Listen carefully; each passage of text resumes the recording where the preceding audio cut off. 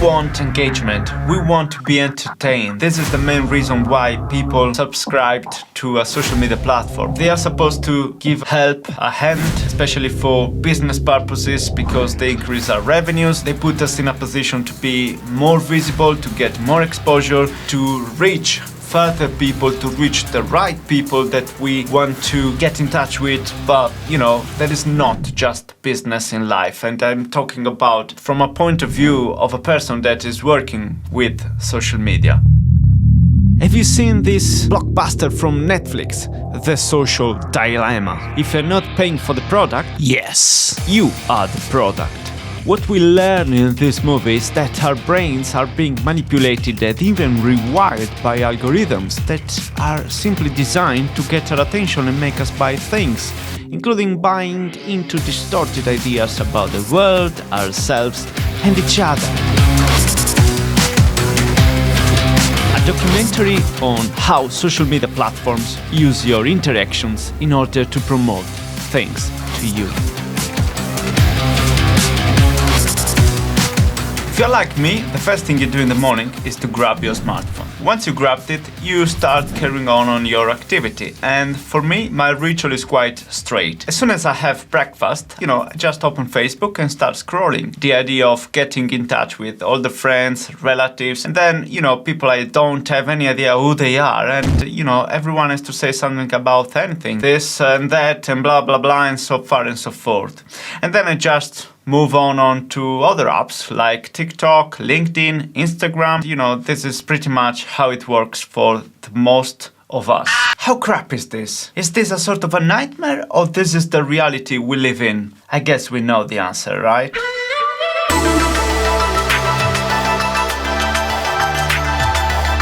Are you under social media addiction like me? Are you suffering from this? Are you considering quitting social media? You know what?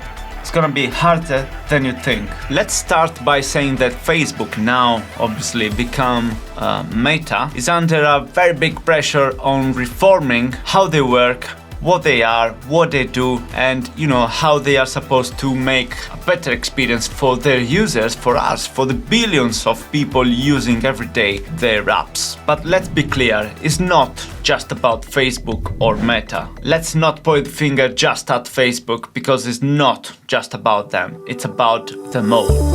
A few days ago, I posted a survey on my LinkedIn profile, and these are the results. People have certainly developed social media addiction. It is not a secret that social media can be very, very addictive. It can lead to massive issues and mental health issues. And unfortunately, profits are prioritized over people, over their mental health. This is a business model where we, people, users, are essentially exploited, and we are constantly feeding the algorithms. The largest social media platforms are often compared to the big tobacco companies because their products are essentially addictive and profitable. And the last thing they want to do is to essentially provide some sort of a benefit. Through their advertising platforms, Facebook and Google are selling real estate for, local businesses and much more to sell advertising to us, essentially, for billions of dollars every single year. And this is increasing, by the way. There is no stop.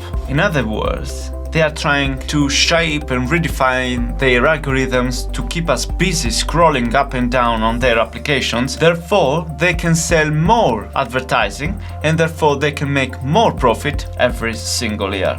Because the fact is, our regular and compulsive use of social media is exposing us to a, bigger than ever level of advertising. I think we've never been so much exposed, essentially. Have a look at this. Around 61% of the world population has got internet access. And we know that about 4.5 billion people use social media for about 2.5 hours every day.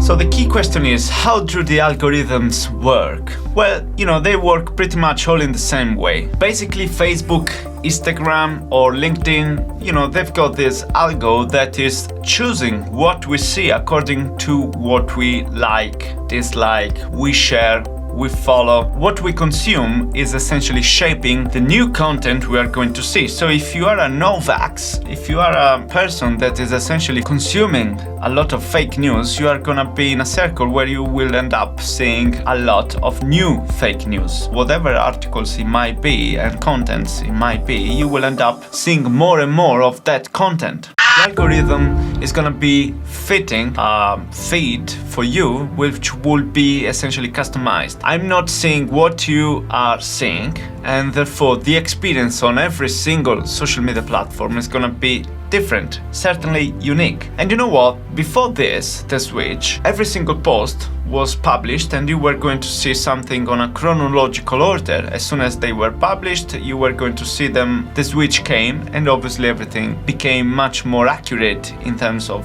advertising as well as, the content producer. I think it's a good thing that we all live different and customized experiences on the use we do of our social media platforms. Yes, I would like to stay in touch with friends, people I know and all of that, but at the same time I do wanna spend some time where I enjoy, what I'm doing. I will be, much more inclined to come back to that platform because I know I can find what I find interesting.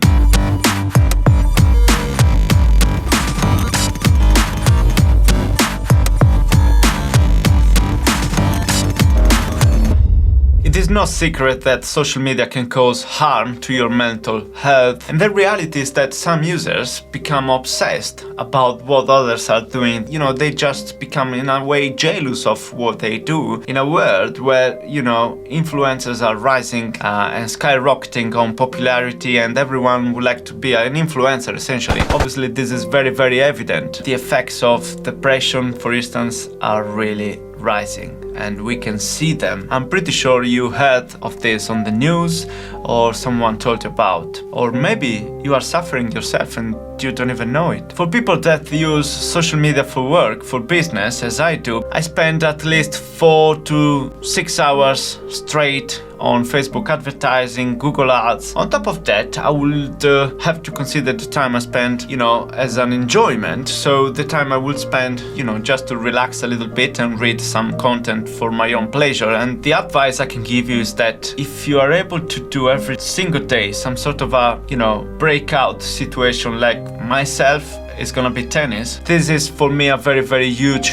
relief because I'm out of social media. And then of course there is family, there are kids, my children. I find myself with my smartphone on my hands, even when I'm not supposed to have it, talking to them, playing with them. This is on my hands.